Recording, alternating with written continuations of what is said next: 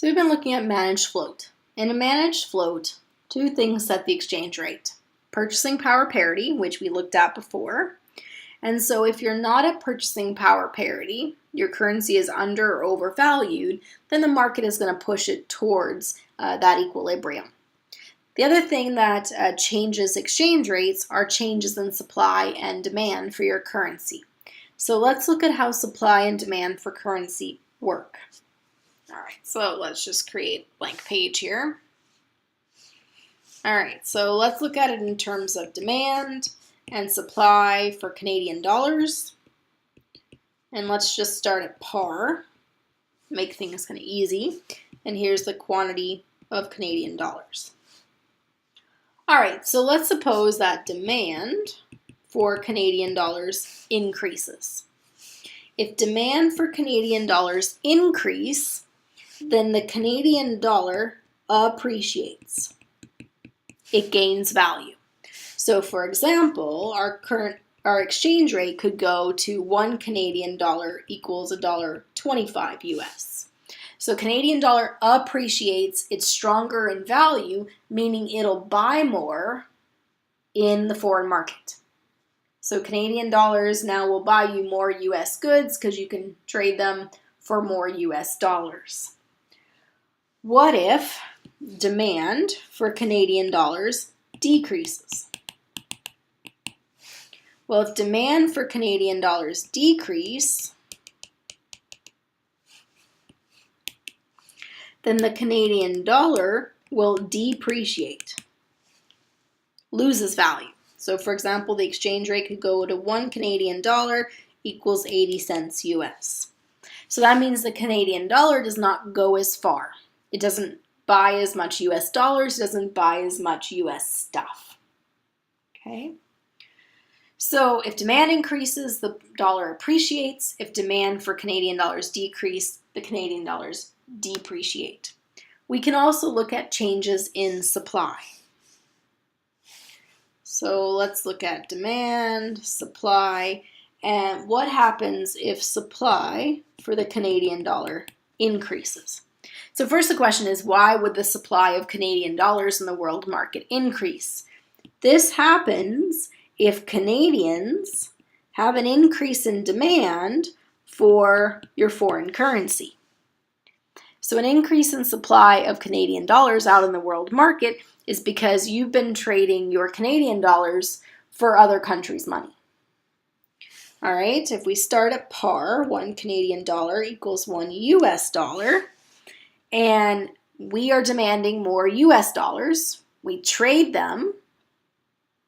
We trade our Canadian dollars for US dollars. The supply of Canadian dollars out in the rest of the world increases, and the Canadian dollar depreciates. So if we all start wanting to buy more American stuff, that'll increase the demand for American money, and the American dollar will appreciate, right? If this is demand, supply, and this is the quantity of US dollars. So this is 1 US dollar equals 1 Canadian dollar. Then the demand for US dollars will go up. The American dollar will appreciate. And because we have to get rid of Canadian dollars and turn them into US dollars, then there's an increase in supply for Canadian dollars on the world market, and the Canadian dollar depreciates. So when one currency appreciates, the other one depreciates. So the US dollar gains value, the Canadian dollar loses value. What if, just add a page here.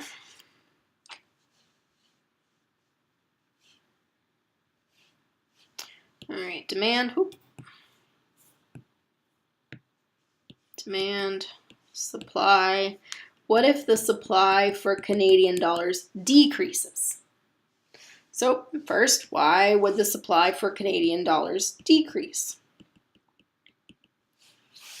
Well, if the supply for Canadian dollars is decreasing in the world market, it's because our demand for US dollars has decreased. So if here Here's demand, here's supply, and this is the US dollar.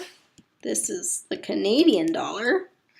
If there's a decrease in demand for US dollars, the US dollar will depreciate, and that means less of the Canadian dollars are going out into the world market, so the supply for Canadian dollars decreases, and the Canadian dollar appreciates in value.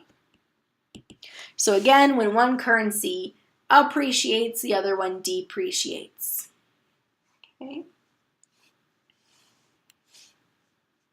So there's a relationship between what's happening with the exchange rate in terms of Canadian dollars and what's happening with US dollars.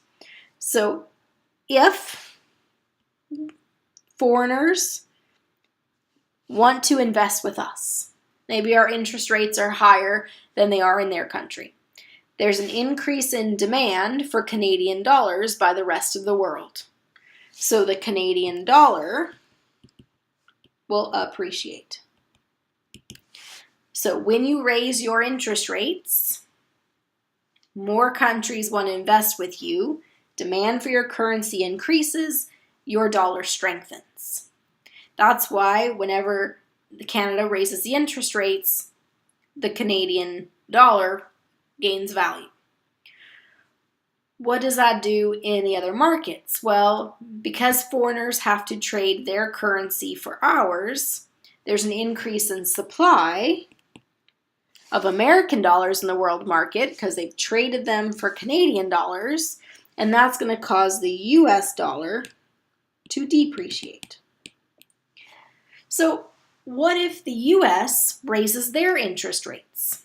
Well, when the US raises their interest rates, the US dollar appreciates because there's increased demand to invest in the US, and that means the Canadian dollar depreciates. Okay, so we can see the relationship between the two. So now let's talk about what changes demand. You don't really have to worry about what changes supply because you really just need to care about whether this is changing demand for our currency or for another country's currency. Because a change in demand for another country's currency will change our supply. Okay. So let's look at what would change demand for Canadian dollars. Here's demand, here's supply. So suppose there's a change in taste. If foreigners like Canadian goods more, maybe everybody just really loves Canadian maple syrup better than Maine's maple syrup or other New England states. In which case, if they want to buy more Canadian maple syrup, there's going to be an increase in demand for Canadian dollars, and the Canadian dollar is going to gain value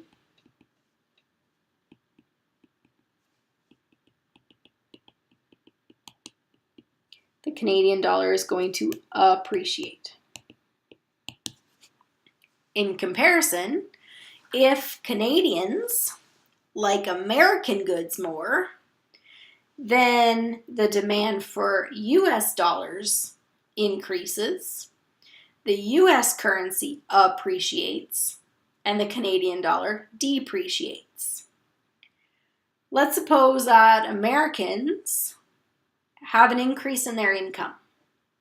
If they have higher income, they can afford more trips to Canada, so more tourism. They can afford more Canadian goods. And so if they're going to travel to Canada or they are going to buy Canadian goods, they're going to need Canadian money. Increase in demand for Canadian dollars makes the Canadian dollar appreciate.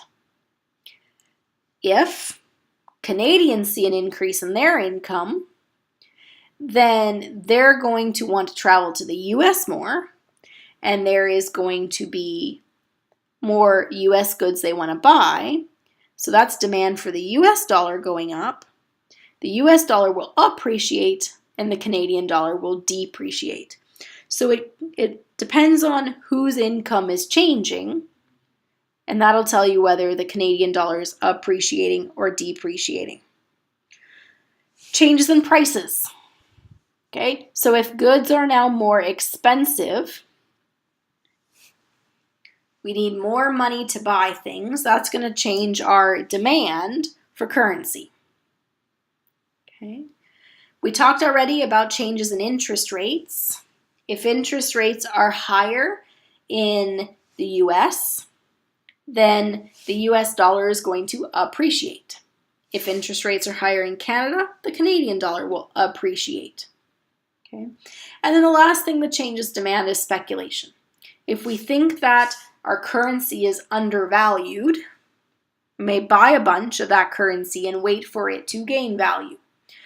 So there are a number of things that can change the demand and thereby change the exchange rate. So what are some benefits and downsides to having a flexible exchange rate? Well, the benefit of leaving it up to supply and demand is that the market sets the exchange rate. You don't have to have direct intervention. If you have a managed float, you're going to have some intervention. But a fully flexible exchange rate, you leave it up to supply and demand. The benefit of this is that you can now use monetary policy to close the gaps. Stimulate growth when you have a recessionary gap, reduce inflation when you have an expansionary gap. You can use your monetary policy for impacting your economy, not just maintaining the exchange rate.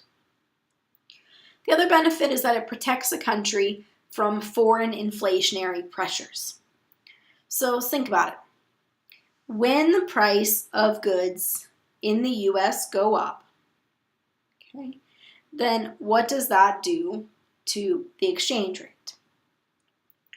Well, if US goods are now more expensive, then we're going to buy less of them. So what happens is that our demand, so prices go up in US, our demand for US goods is going to be less, right? We'd rather buy domestic goods because those foreign goods are more expensive. Well, if our demand for US goods is less, then our demand for US dollars is going to be less. Okay? And if demand for US dollars is less, then the supply of Canadian dollars out in the rest of the world will be less. Okay, so supply will decrease and our currency will do what? It'll appreciate.